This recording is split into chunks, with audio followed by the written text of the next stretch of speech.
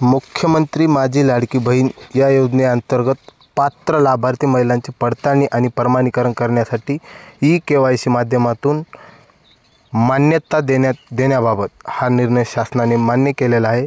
राज्यातील महिलांच्या आर्थिक स्वातंत्र्यासाठी आणि त्यांच्या आरोग्य आणि पोषणात सुधारणा करण्यासाठी आणि कुटुंबातील त्यांची निर्णायक भूमिका मजबूत करण्यासाठी महाराष्ट्र राज्यात मुख्यमंत्री माझी लाडकी बहीण योजनेची प्रभावी अंमलबजावणी करण्यात येत आहे। सदर योजनेत पात्र लाभार्थी महिलाला डीबीटीद्वारे आर्थिक लाभाची रक्कम जमा करण्यात येत आहे।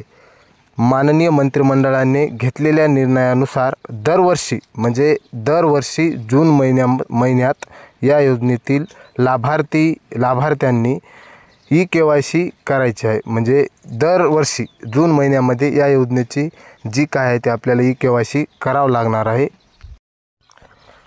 मुख्यमंत्री माझी लाडकी बहीण या योजनेअंतर्गत पात्र लाभार्थी महिलांची पडताळणी आणि प्रमाणीकरण करण्यासाठी ई-केवायसी माध्यमातून आधार ऑथेंटिकेशन करण्यास शासन मान्यता देण्यात येत आहे।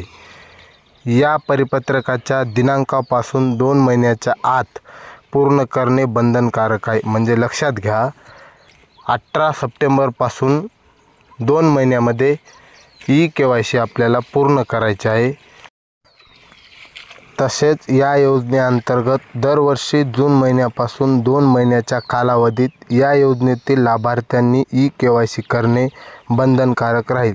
म्हणजे दरवर्षी जून महिन्यापासून जून-जुलै या 2 महिन्यामध्ये ई-केवायसी पूर्ण करून घ्यायची आहे। राज्यपाल यांच्या आदेशानुसार व नावाने आनंद नारायणराव बोंडवे, उपसचिव, महाराष्ट्र शासन। हा ई-केवायसी करण्यासाठी लाभार्थ्यांनी ladkibhin.maharashtra.gov.in या वेबसाईटला भेट द्या। मुखपृष्ठावरील म्हणजेच होम पेजवरील ई-केवायसी नावाच्या बॅनरवर म्हणजे ई-केवायसी नावाचं जे बॅनर आहे त्यावरती क्लिक करा। ई-केवायसी फॉर्म उघडेल। लाभार्थींनी आधार क्रमांक व पडताळणी संकेतांक कोड म्हणजेच कॅप्चा नमूद करावा।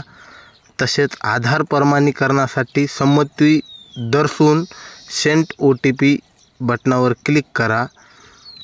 त्यानंतर आपले ई-केवायसी या आधीच पूर्ण झाले आहे किंवा नाही हे तपासले जाईल। जर हो असेल तर ई-केवायसी आधीच पूर्ण झाली असा संदेश प्राप्त होईल। नाही असेल तर आधार क्रमांक लाभार्थ्यांच्या मंजूर यादीत आहे की नाही तपासला जाईल। नाही, आधार क्रमांक मुख्यमंत्री माझी लाडकी बहीण योजनेत पात्र यादीत नाही असा संदेश येईल। हो असेल तर लाभार्थ्यांच्या आधार लिंक मोबाईलवर प्राप्त झालेला OTP स्क्रीनमध्ये टाकून सबमिट बटनावर क्लिक करा। त्यानंतर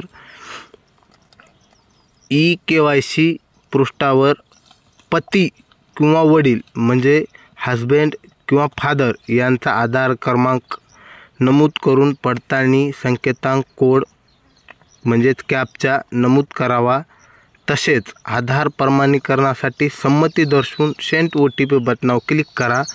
नंतर पती किंवा वडील यांच्या आधार लिंक मोबाईलवर प्राप्त झालेल्या OTP स्क्रीनमध्ये टाकून सबमिट बटनावर क्लिक करा।